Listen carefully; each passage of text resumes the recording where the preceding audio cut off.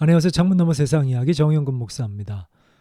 어제 대한민국은 망했다. South Korea is over라는 제목으로 영상을 올렸는데 너무 좀 성급하게 게시한 게 아닌가 싶어서 좀 마음을 가다듬고 다시 한번 좀 마음에 안 들더라고요. 그래서 다시 한번 찍어서 올리려고 이렇게 카메라 앞에 앉게 됐습니다. 자, 시작해 보겠습니다. 대한민국은 망했다. South Korea is over. 이거는 제 말이 아니라 쿠르츠 게작트라는 유명한 세계적인 채널이 있습니다. 무려 구독자 수가 2천 약 400만 정도 되는데요. 240만이 아니라 2,400만입니다. 어마어마하죠. 이게 이제 독일 사람들이 만든 사이트인데 채널인데 이게 뭐 아주 프로페셔널한 사람들 뭐 석박사들 모여가지고 하나의 컨텐츠를 제작할 때 수개월에 걸쳐서 연구하고 공부하고 토의하고 그렇게 해서 만드는 그래서 매우 양질의 그 컨텐츠들을 올립니다. 뭐 사회과학, 인문과학 이런 쪽으로 또 자연과학 이런 쪽의 주제들을 가지고 하는데요. 여기서 이례적인 이게 한 일주일 조금 넘은 주제인데 컨텐츠인데 이례적인 그 컨텐츠를 제작을 해서 업로드합니다. 그게 바로 사우스 코리아 이즈 오버예요. 한 나라를 타겟팅해서 이렇게 부정적인 묘사를 해서 끝까지 가는 게 거의 없다고 해요. 그런데 유일하게 이제 한국을 대상으로 야 너희 대한민국 잘 들어 너희 그러다가 망해 뭐 이런 어떤 경고의 메시지로 이 영상을 제작한 것 같아요. 되게 신기하죠. 이 독일 사람들이 그랬다니까. 왜 그렇다면 사우스 코리아 이즈 오버냐? 그 얘기는 뭐에 대한 얘기냐 하면 바로 저출산에 관한 것입니다.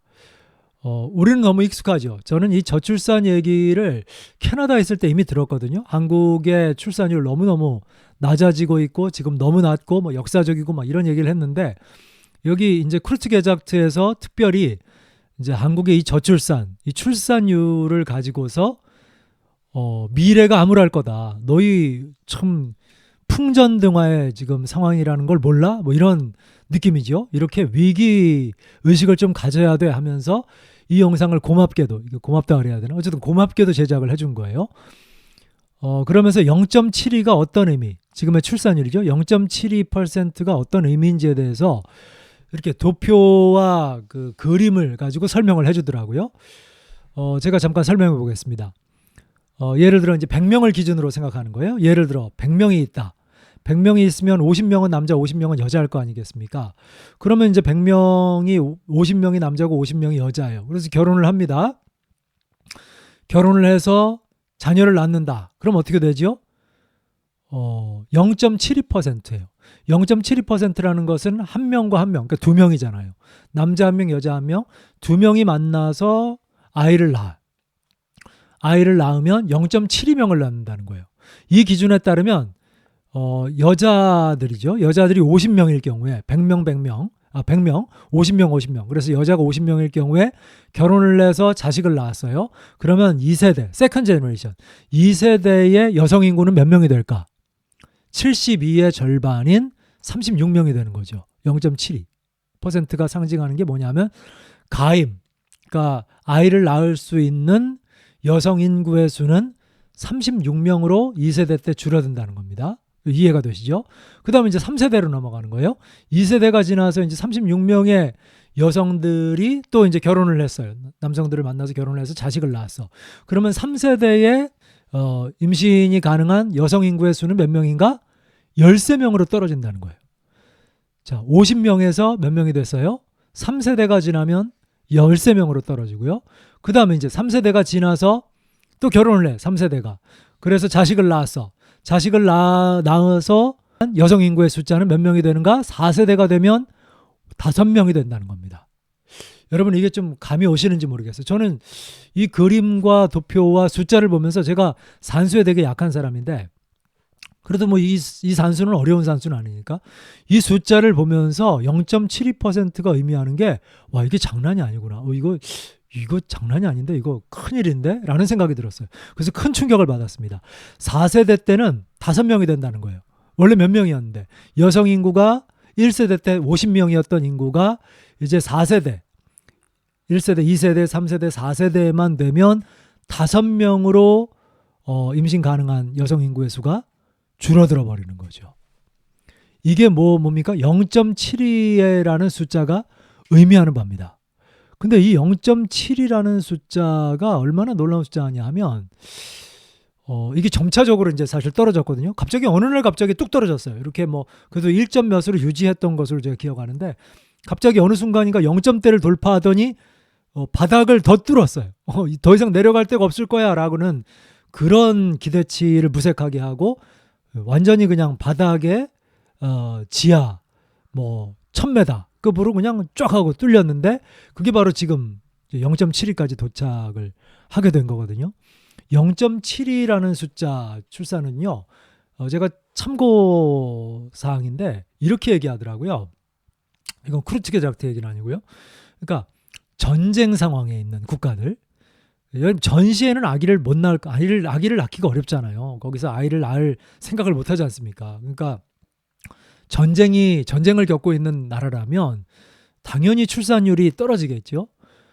정말 출산율이 낮을 거잖아요. 근데 0.7이면 지금 전쟁 중에 있는 국가보다 더 낮은 출산율을 가진다는 거예요. 그럼 어떻습니까? 어마어마한 거죠. 그러니까 대한민국은 지금 전쟁 상황보다 더 심각한 거다. 전시 상황, 지금 막 전쟁이 일어나서 전쟁 항복판에서 아이를 어떻게 낳아 이런 상황인데 지금 대한민국의 상황은 젊은 사람들이 이런 느낌을 갖는 거예요. 전쟁보다 더 심하게 느낀다. 심리적인 압박이. 그렇게 느낀다는 얘기. 이게 매우 충격적인 얘기고. 그러니까 0.72가 계속 유지되면 1세대, 2세대, 3세대, 4세대 되면 50명의 여성 인구가 5명으로 축소하게 될 거다. 그러면 이거 진짜 멸망하는 거, 이거 망하는 거 아니야? 라는 생각이 드는 거죠. 그러니까 이 숫자만 놓고 보면 크루트게 작트에서 말하는 게 이게 허무맹랑하고 터무니없는 얘기는 아니겠다. 최소한 이거 좀 경계심을 가지고 위기의식을 좀 가져야 되겠다라는 생각이 드는 거죠. 또 참고적으로 지금 신생아 수는 그래도 100만은 유지했다고 합니다. 100만에서 지금 이미 몇 만으로 떨어졌냐면 0.7이니까 20만으로 이미 감소했다고 그래요. 어마어마한 숫자가 줄어드는 거죠. 그리고 2020년도 때 한국 인구는 5,183만, 5,000명을 넘어섰죠. 근데 이때가 이제 여러분 한국 인구의 맥시멈, 전성기였던 거죠. 이때가 최고점일 것이다 라고 우리가 추측할 수 있어요. 왜냐하면 0.7이니까 갑자기 그렇죠. 늘 리가 없죠. 그러니까 아마도 한국 역사상 2020년이 대한민국 최대의 한국 인구 숫자를 기록했겠다라고 우리가 추측할 수 있는 것입니다.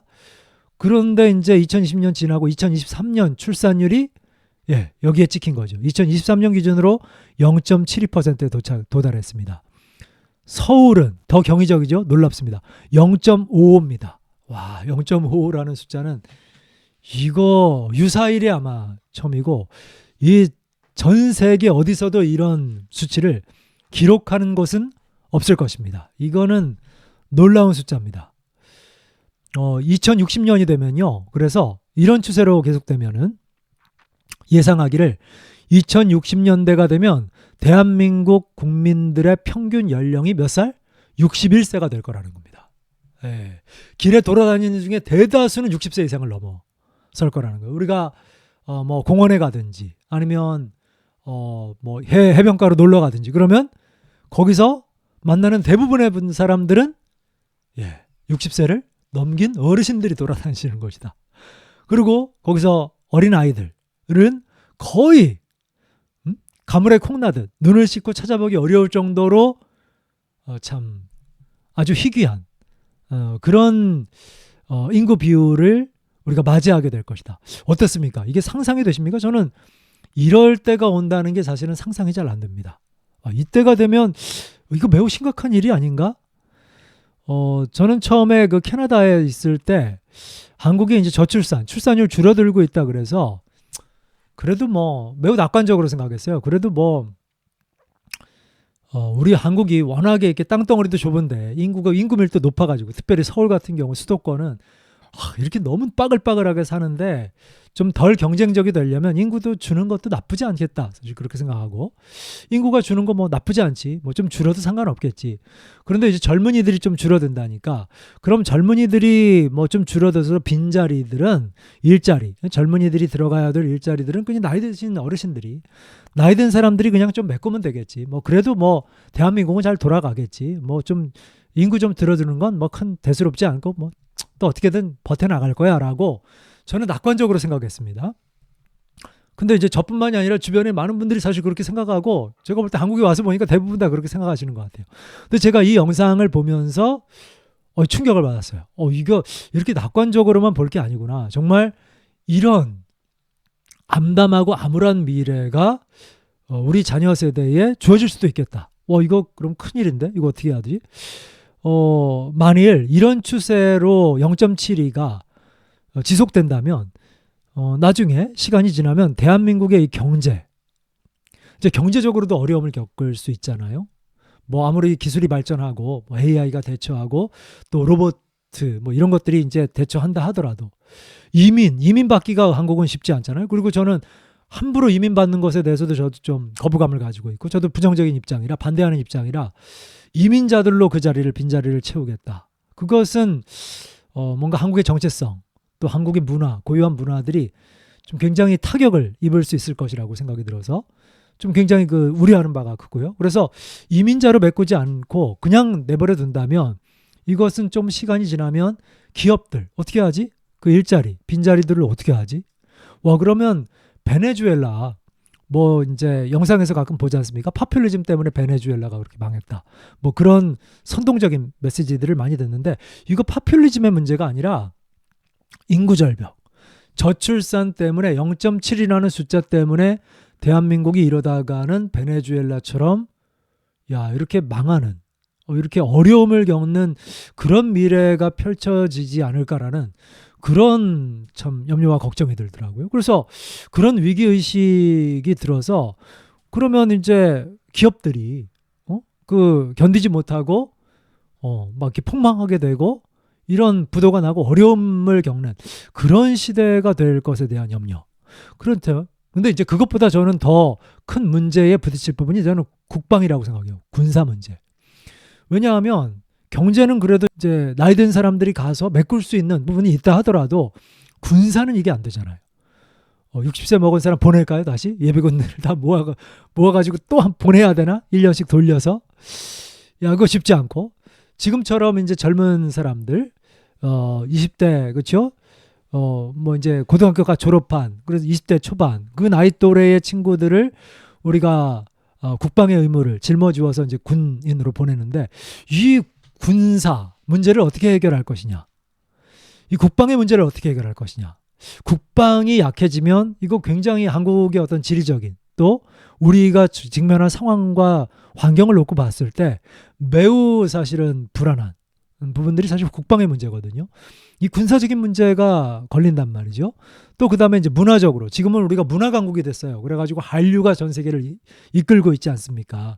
넷플릭스도 한국 드라마가 히트를 치고 있고 한국의 케이팝이 전 세계 시장을 석권하고 있고 이런 상황 가운데 있는데 근데 이게 이제 노인들의 문화가 아니라 젊은이들 새로운 세대들이 만들어내는 문화잖아요. 그러니까 새로운 세대들이 없다는 것은 사실은 문화적으로도 큰 충격을 입고 붕괴될 것이다 라는 우려를 할 수밖에 없는 거죠. 그리고 이게 참 위기의식을 가질 수밖에 없는 것이 여러분 0.7이라는 숫자가 근 10년 안에 변화될 거라고 여러분 낙관적으로 생각할 수 있습니까? 저는 아무리 봐도 그렇게 낙관적이 될 수 없는 것 같아요. 0.7이 바뀔까? 갑자기 0.72가 2 혹은 넘어서 4 이렇게 올라갈까요? 아니야. 여러분 저만 그런 생각할 거 아니겠죠. 이게 한국 상황을 봤을 때 향후 10년 안에 이게 역전돼서 0.72가 바뀌어서 2, 4로 올라갈 것 같지가 않잖아요. 그러니까 이건 0.7이라는 숫자를 우리가 앞에 놓고 봤을 때 위기가 맞는 거죠. 이거 이러다가 한국이 매우 큰 어려움에 봉착할 수도 있는 거 아니야? 라는 생각을 할 수밖에 없는 겁니다. 근데 이제 원인을 분석했습니다. 크루츠게 작트에서. 그 원인을 아주 잘 분석했어요. 이게 독일 사람들이 어떻게 이렇게 잘 알지? 한국을 살아봤나? 한번 보죠. 첫 번째, 극도의 경쟁적인 문화. 아, 그렇죠. 제가 그 캐나다에 16년 동안 살다 왔는데 캐나다에 가보니까 느낀 게 와, 한국은 진짜 경쟁적이구나. 다른 사람, 특별히 나보다 더 낫다고 해서 엄친아라 그러지 않습니까? 이 엄친아라는 게 뭐예요? 나보다 나은 사람들을 끊임없이 비교하고 그들과 경쟁하는 문화거든요. 여러분, 비교하고 경쟁하면 어떻게 되는지 아십니까? 불행하게 돼요. 아주 간단합니다. 내가 불행하게 살고 싶다. 그러면 아주 간단합니다. 끊임없이 다른 사람과 비교하고 경쟁하면 됩니다. 그러면 내 삶이 불행해지는 거예요. 반대로 비교와 경쟁만 멈춰도 삶에 훨씬 더 만족감이 들고 불행으로부터 상당 부분 벗어날 수 있거든요. 근데 이게 끊임없이 다른 사람하고 비교하고 경쟁하기 시작하면 불행해져요. 극도의 경쟁적인 문화는 뭐예요? 우리 젊은 세대들이 스트레스로 가득 차 있고 불행한 삶을 살게 된다는 거거든요. 그러니까 결혼 정년기에 있는 친구들, 이 젊은 친구들이 불행의 늪에 시달리고 있다는 얘기예요. 그 다음 OECD 대비 임금은 낮고 생활비는 55%나 높다는 겁니다. 제가 캐나다의 최저시급이 한 17,000원, 18,000원? 그 정도 되거든요. 그러니까 한국의 한 2배 정도 되는 거죠. 최저시급을 보면. 그런데 한국에 와서 놀란 게 물가가 비슷한 거예요. 캐나다 물가가 비슷한 거예요. 그러니까 렌트비하고 자동차에 들어가는 비용만 저렴하지 그 외에 나머지 모든 생활 물가, 공산품을 포함한 생활 물가에서 이거 캐나다하고 별 차이가 없는데 최저시급은 절반밖에 안 되는데 아니 이게 생활비가 이렇게 높아? 오히려 채소값, 고기값은 훨씬 더 높고 그리고 기본적인 물가는 비슷하고 이러면 이거 너무 비싼 거 아니야? 이거 어떻게 살지? 이 돈을 가지고 이 월급을 받아가지고 이거 사는 거 진짜 빠듯하겠다. 거기에 플러스 엄청난 사교육비. 제가 보고 깜짝 놀란 것은 한 집에서 아이 하나 있는 집, 아이 하나당 최소한 학원 한 군데만 보내도 20만 원. 20만 원이 깨지는 거예요. 그러니까 가장 미니멈으로, 가장 최소 단위로 사교육비를 지출해도 아이 하나 있는 집이 20만 원, 둘 있으면 40만 원. 야, 이거 물가, 생활비도 이건 빠듯한데 거기에 플러스 사교육비까지. 그런데 이건 최소의 기준이고 좀 많이 쓴다 그러면 수백만 원이 사교육비로 지출된다는 거죠. 이런 상황에서 과연 아이를 낳아서 키울 수 있을까? 야, 이거 부모도 불행하고 부모도 압박감 속에 시달리고 거기서 자라난 젊은 세대들이 결혼을 해서 아이를 낳으려고 할까? 아이를 똑같이 거기서 키울 만한 이게 사교육만 생각하면 무서워서 아이를 낳을 수 없을 것 같아요. 자동적으로 그냥 본능적으로 이거 아이 못 낳겠다라는 선택을 하게 될 것 같아요. 그 다음 거기다가 노동 시간이 너무 길어요. 너무 많아요. 정부에서 최근에 얼마 전에는 69시간을 추진했잖아요. 69시간.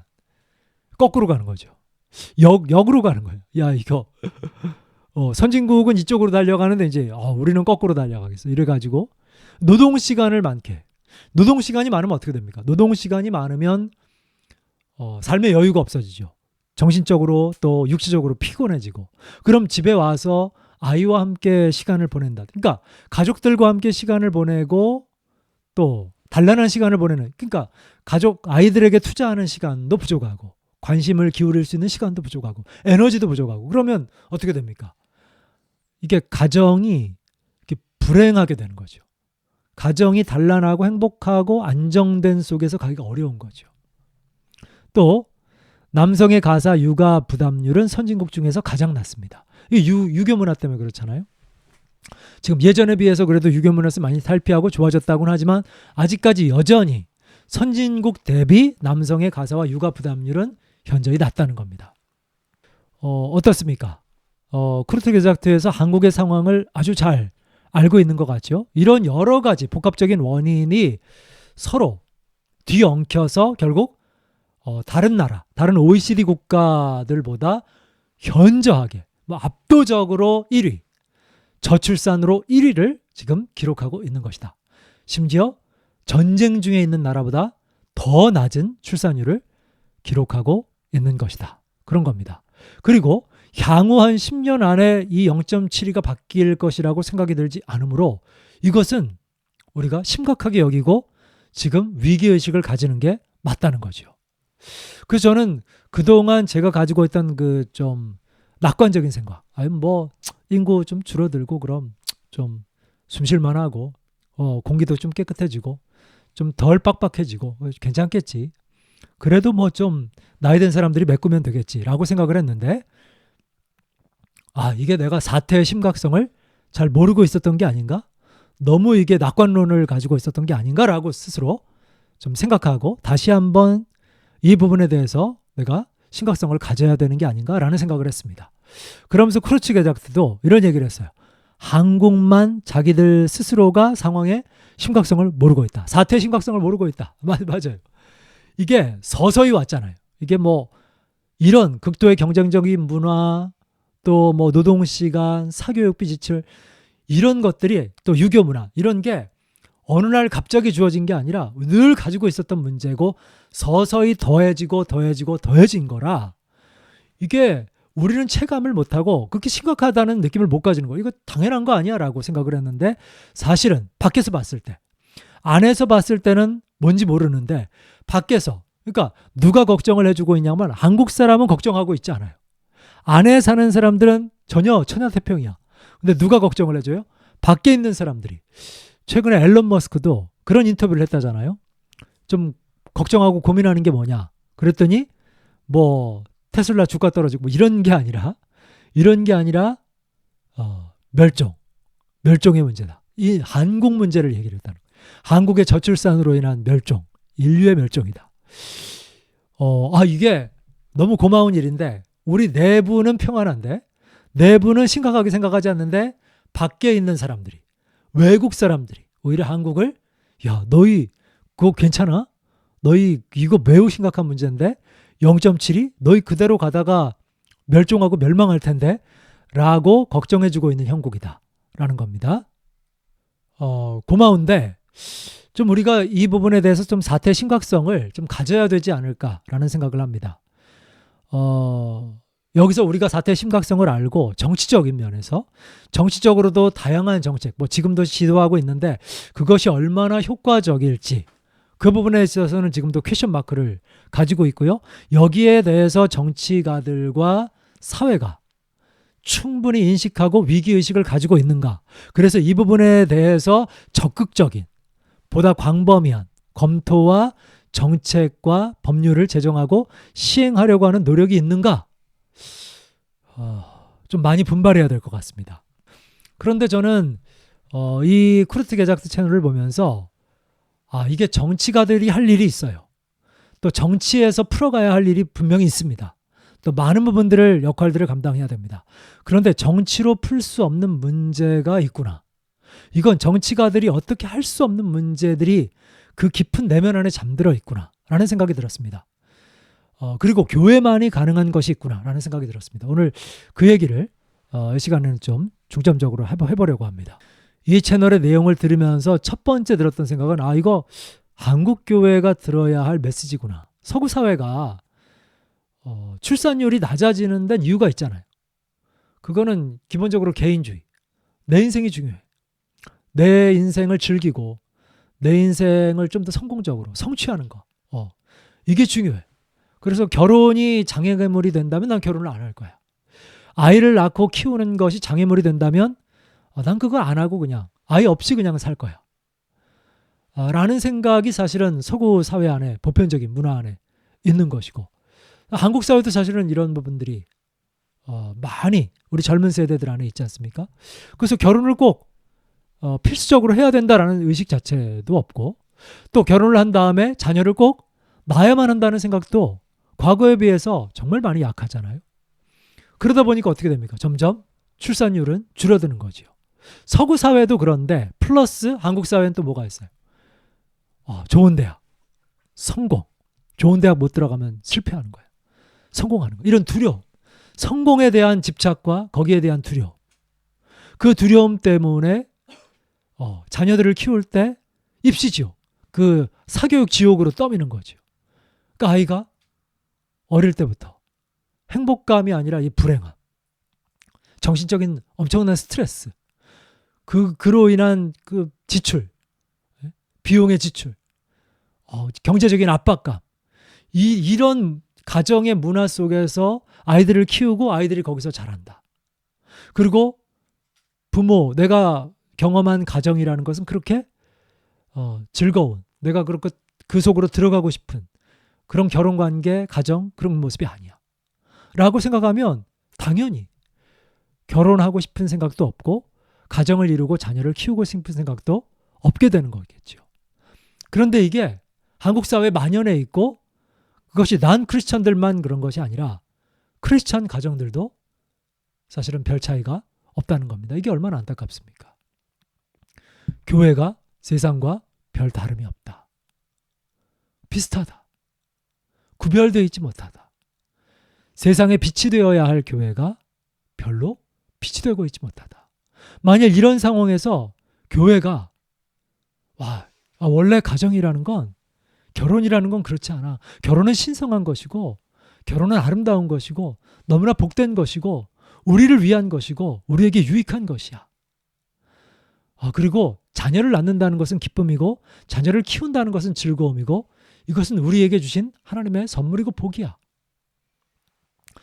라는 식으로 가정의 가치가 회복된다면, 그런 회복된 가정의 가치를 세상 사람들에게 보여줄 수 있다면, 난 크리스천 가정들에게 원래 가정의 가치는 이런 것이고 가정은 이렇게 좋은 거야 라는 것을 말이 아니라 삶으로, 삶과 모습으로 우리가 보여줄 수 있다면 이게 얼마나 멋진 일이겠습니까? 그래서 저는 이 쿠르트 게작트 채널을 보면서 첫 번째 슬펐던 것은 교회가 별반 다름이 없구나. 이 낮은 저출산과 가정이 즐거운 공동체, 행복한 공동체가 아니고 아이들이 여전히 입시지옥에서 스트레스와 불행의 덫에 걸려서 헤어나오지 못하는 이런 상황 속에서 누가 아이를 낳고 키우고 싶겠나? 당연히 그러고 싶지 않지. 이 생각이 들 때 굉장히 슬펐고요. 하지만 반대로 그래, 우리가 이제 교회가 일어나서 이것을 반성, 회개하고 우리가 먼저 스스로를 변화시키면 되지 않을까? 위기가 기회가 될 수 있잖아요. 이건 정치가 할 수 없어요. 여러분, 가정의 가치를 세우는 것을 정치가 할 수 있나요? 가정은 너무나 아름답고 좋은 곳이야. 이걸 캠페인 벌인다고 됩니까? 여러분, 정치가 할 수 있는 건 이거예요. 여러분 결혼해서 자식 하나, 둘, 셋 낳을 때마다 인센티브로 돈을 얼마씩 드릴게요. 이것까지는 할 수 있어요. 그렇죠?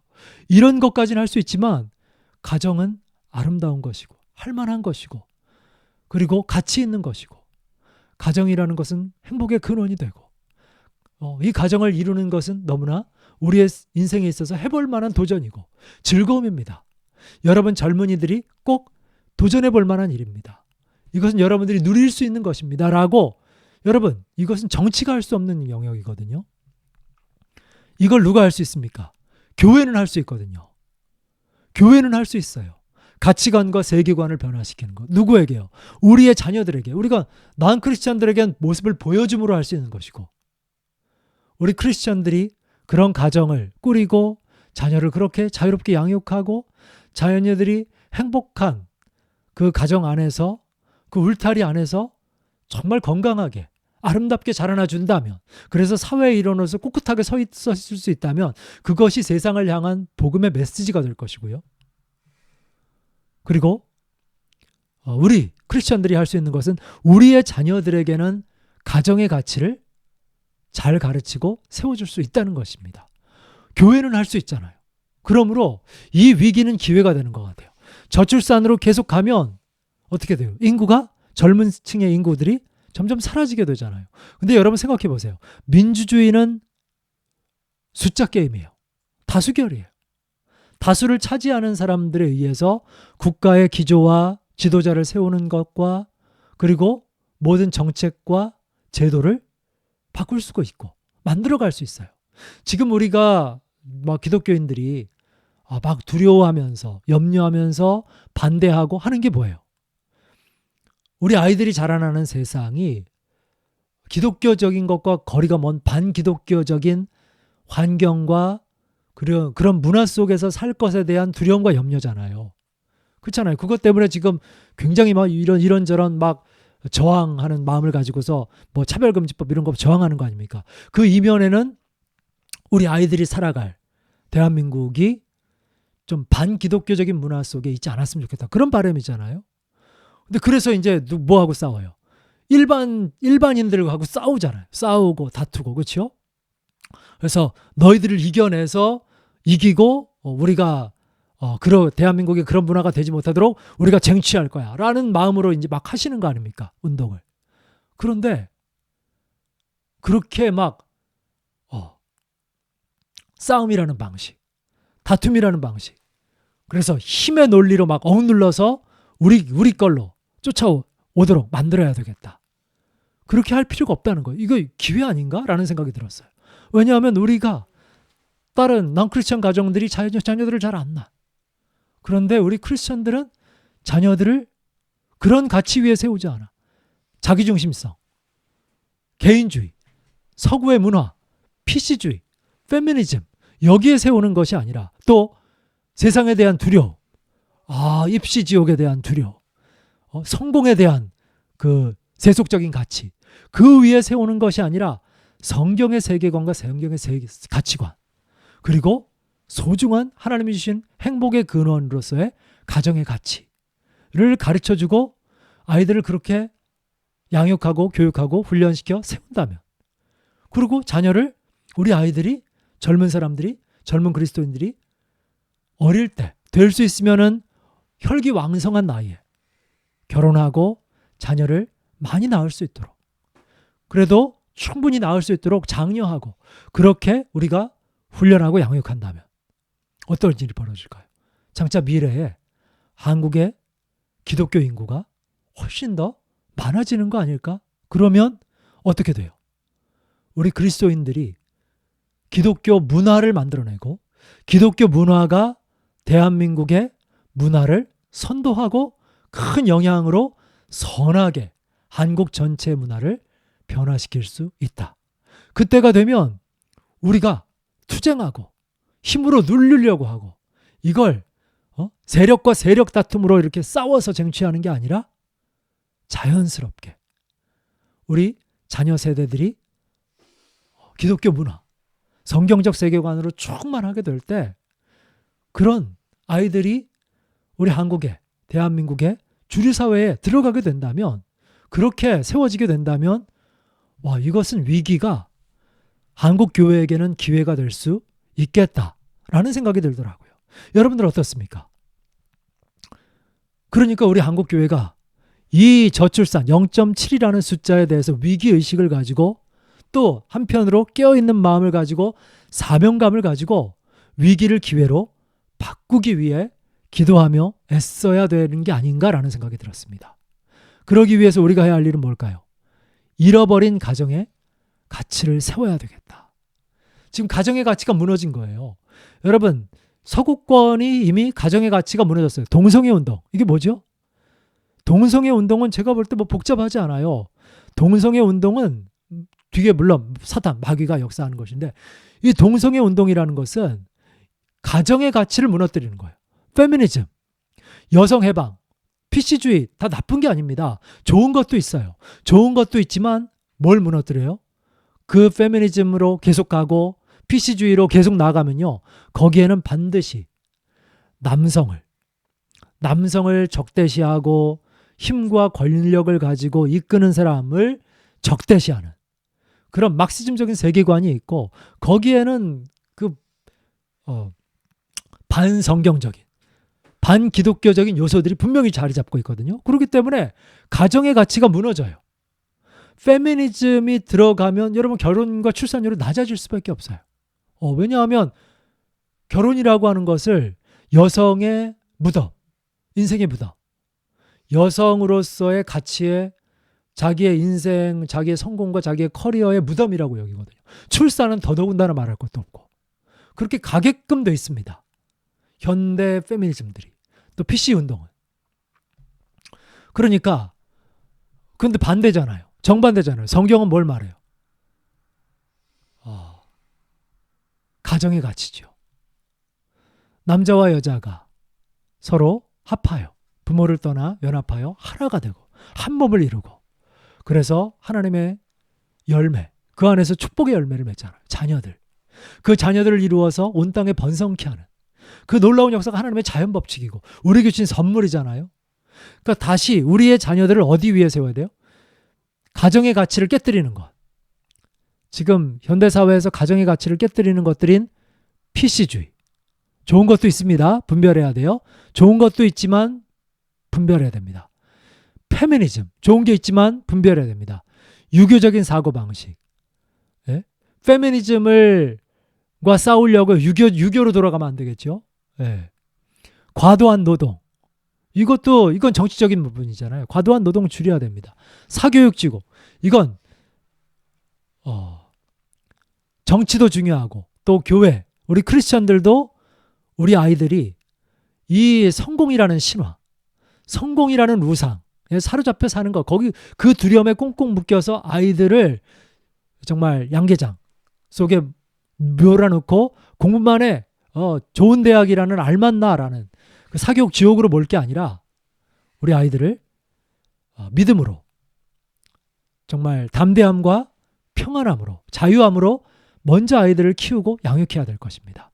그 구체적인 대안들이 교회에서 제시되어야 될 것입니다.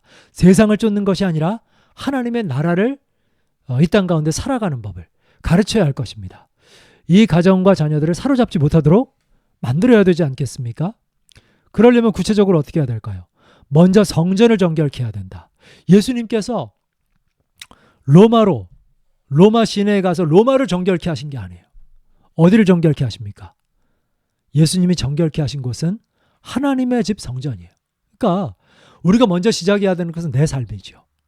성전된 내 몸, 우리 가정, 그리고 우리 교회.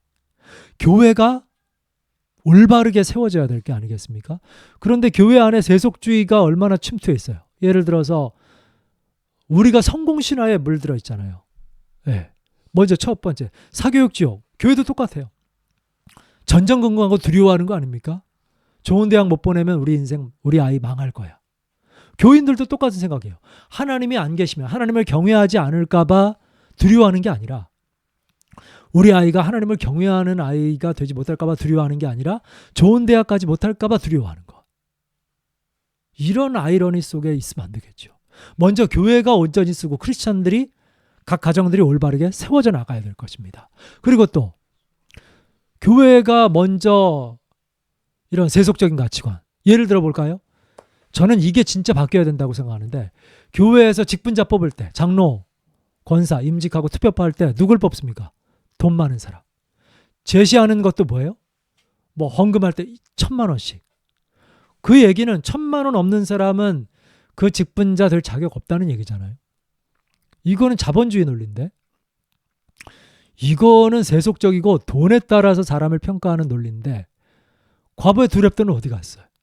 예수님이 사람 세울 때 또 사도 바울이 디모데에게 사람 세울 때 언제 돈 보고 세상적인 성공 보고 최근에 그래도 꽤 괜찮은 교회라고 해서 그 교회에서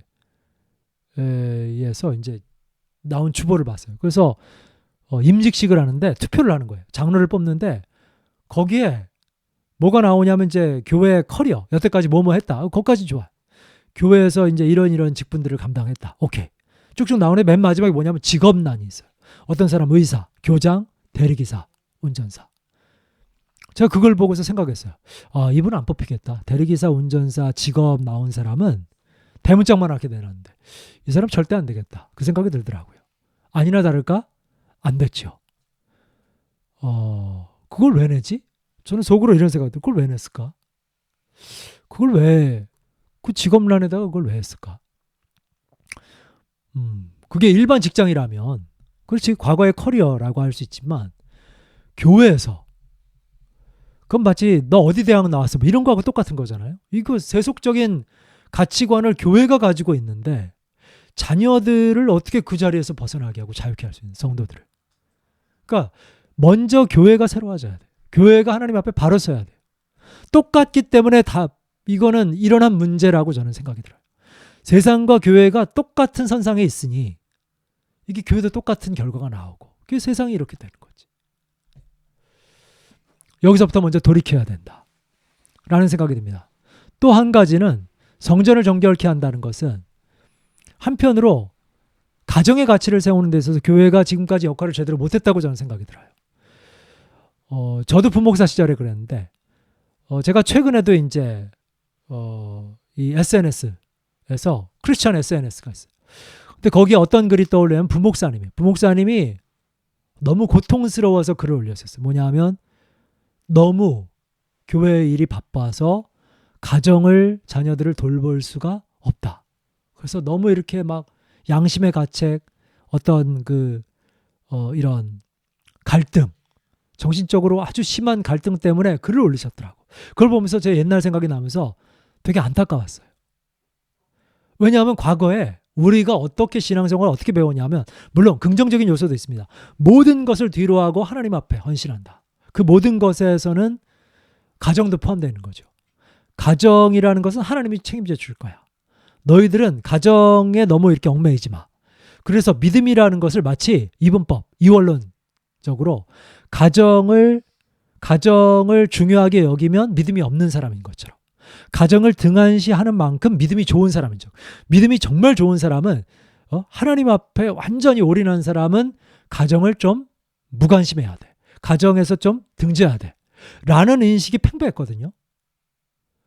그러니까 목회자들이 그런 생각을 하니까 성도들도 그렇게 갈 수밖에 없는 거죠. 그 결과 뭐예요?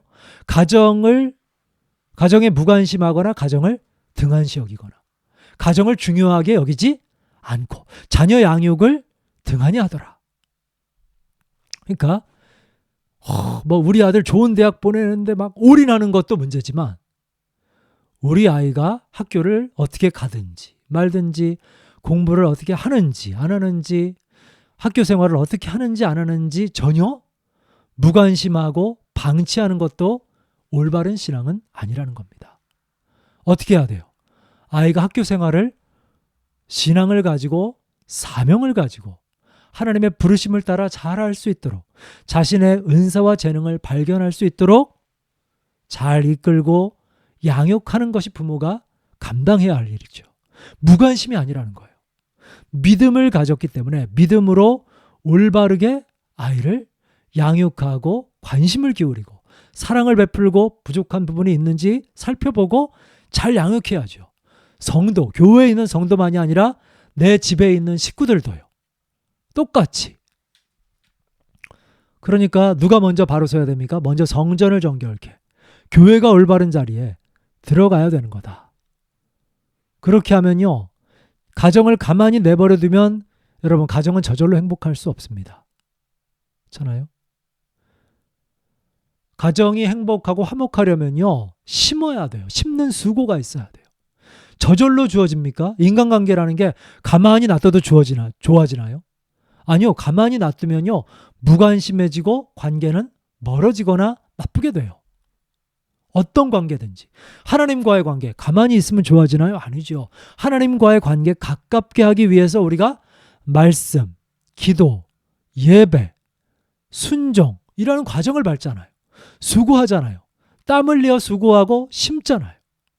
그런 것처럼 인간관계도 그렇고요. 가족관계도 마찬가지예요. 가족관계를 화목하게, 좋게, 행복의 샘, 행복의 우물, 물이 솟구쳐 올라오는 행복의 샘물로 바꾸려면 가만히 내버려두면 안 되는 거예요. 무관심하거나 방치해두면 안 되는 거죠. 부부관계 좋게 만들기 위해 심어야 하고요. 자녀들과의 관계 가깝게 신뢰의 관계로 만들기 위해 심어야 됩니다. 공부해야 되고 배워야 되고 서로 이해하기 위해 노력해야 되고 대화를 이루기 위해 노력해야 되고 좋은 관계 맺기 위해 노력해야 됩니다. 그냥 감나무 아래에서 잎을 아하고 열리고 감이 떨어질 때까지 기다리기만 해서는 안 된다는 겁니다.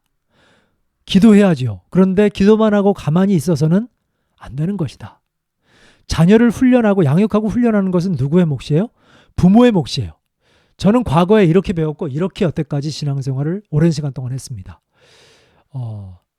목회자론, 주의 종은 하나님의 일만 열심히 하면 나머지는, 가정은 다 책임져 주신다. 물론 그런 부분이 없지 않아 있죠. 그렇지만 제가 뭘 깨달았냐면, 하나님이 자녀를 양육하고 훈련하고 가정을 세우는 것은 가족의 구성원, 특별히 가장, 그리고 부모의 몫이구나. 하나님께서 부모에게 맡겨주셨구나. 책임을 부모에게 맡겨주셨는데 우리는 이 책임을 다시 하나님께 드려요. 이게 아이러니인 거죠. 하나님은 우리한테 주셨는데, 야, 이거 네가 해야지. 부모잖아. 내가 널 부모로 세웠잖아. 그래서 자녀를 줬잖아. 네가 해야 돼. 신명기 6장 7절에 뭐라고 말씀하셨어요? 내 자녀에게 부지런히 가르치며. 누가요? 근데 요즘에 한국에 있는 부모님들, 크리스천 부모님들이 누구에게 맡겨요? 신앙교육은 주일학교 1시간짜리. 주일학교에게 맡기고. 그렇죠? 그리고 신앙교육을 집에서 안 하고. 또 아이의 인생교육을 어디에다 맡겨요? 학교에다 맡겨요. 학교에서 근데 뭘 가르치는데? 또 아이들이 어디서 봐요? 인터넷 세계 속에서 뭘 배우는데요? 친구 관계 속에서 배워요. 거기서 인생을 배워요. 거기서 PC주의, 페미니즘, 여러 가지 동성애 운동, 또 세속적인 가치관, 세계관들을 다 배워와요. 신앙을 배울 기회가 없어요. 그러면 직무유기잖아요. 너 뭐 했어? 직무유기잖아요. 우리가 부모로 부르심을 받았는데. 성경이 뭐라고 말씀하냐면 하나님은 우리에게 맡기셨다는 거예요. 내 자녀에게 부지런히 가르치며 집에 앉았을 때든지 길을 갈 때든지 누워있을 때든지 일어날 때든지 갈 때든 누워있을 때든 일어날 때든 뭐예요? 언제 어디서나 항상 특별히 어릴수록 이거 어릴 때 가르쳐야 돼. 어릴 때. 어릴수록 가르쳐야 됩니다. 나이 들어서는 이거 쉽지 않아요. 예. 중학생만 돼도 쉽지가 않아요. 그 전에 여러분들이 어찌하든 이 일을 해내야 돼요. 이 말씀을 강론할 것이며 하나님 신앙을 가르치고 인생관을 가르치라는 거예요. 성경을 가르치라는 건 인생관입니다. 가치관과 세계관. 성경적 세계관을 가르쳐야 될 거 아니겠어요? 근데 뭘 가르칩니까? 먼저 부모가 화목하고 아름답고 복된 가정을 세우고 그러면 그 속에서 자라면서 아이들이 결혼 생활이라는 거 참 좋은 거구나. 야, 우리 집 참 좋다. 참 부부관계라는 게 저렇게 좋은 거구나. 재밌는 거구나. 가정이라는 것은 이렇게 평안하고 안정되고 참 좋은 거구나. 여러분, 그렇게 자라난 아이들이 시키지 않아도 결혼하지 않겠습니까? 시키지 않아도 아이를 낳지 않겠어요? 키우지 않겠습니까? 말로 하는 게 아니라 이것은 행함과 진실함과 삶으로, 모범으로 사는 것이다. 라는 것입니다. 그러므로 우리 크리스천 부모들이 먼저 해야 할 것은 잃어버린 가정의 가치를 세우는 것이다. 결론적으로 말씀드리겠습니다. 저는 이 위기는 이걸 위기의식을 가져야 된다고 생각해요. 이걸 그냥 너무 아무 생각 없이 잘 되겠지가 아니라 먼저 우리가 반성할 건 반성하고 회개할 건 회개하고 바꿀 건 바꾸고 결단할 건 결단하고 그러면 위기를 기회로 바꿀 수 있다. 우리가 생각하는 우리 자녀 세대들이 사는 세상이 대한민국은 기독교 문화가 앞장서고 기독교 문화가 가득한 대한민국 그런 나라에서 살 수 있을 수도 있겠다. 우리가 이 일을 위해 기도하고 헌신한다면 지금 우리가 액션을 취한다면 위기는 기회로 변화될 수 있겠다. 정치가 할 수 없는 것을 교회는 할 수 있겠다. 여러분, 가정의 가치를 세우는 것은 이거 정치가 할 수 없다니까요. 이거 할 수가 없다니까요. 세계관과 가치관을 변화시킬 수, 이거 선진국도 안 된다니까요. 선진국도 계속 내리막길이에요. 그런데 넌 크리스찬들이 내리막길일 때 누가 할 수 있어요? 우리 크리스찬들이 이걸 오르막길로 변화시킬 수 있다니까요. 그렇지 않겠어요? 제가 주변에 아는 목회자 가정들 보면요. 딸 4명. 아들 둘, 딸 둘. 와, 장난 아니야. 야, 잘하고 있다. 진짜 애국자 가정들이다. 훌륭하다. 야, 이런 사람들이 진짜 나라를 사랑하고 하나님 나라를 위해 일하는 사람들이구나. 우리 목사님들, 사모님들 화이팅입니다. 더 나으실 수 있으면 나으세요. 그런 분들이 크리스찬들, 그리고 대한민국을 떠받들게 되면, 밑에서 받침돌이 되면, 야, 이거 꽤 괜찮지 않겠어요? 꽤 괜찮지 않을까? 그런 생각이 듭니다. 예, 그래서 마지막에 드리고 싶은 말씀은, 위기의식을 놓지 말자. 가지자. 너무 낙관적으로만 생각하지 말고 위기의식을 가지고 우리 가정, 내 자신을 변화시키고 교회를 변화시키고, 그리고 우리 아이들을 하나님 나라의 가치로, 그리고 가정의 가치를 소중하게 여길 수 있는 아이들로 세워보자 하는 말씀을 드리면서 오늘 이 영상은 맺도록 하겠습니다. 장시간 들어주셔서 감사하고, 여러분 이 영상 좋으셨다면 구독과 좋아요는 저에게 큰 힘이 됩니다. 그럼 다른 영상에서 찾아뵙도록 하겠습니다. 감사합니다. 축복합니다.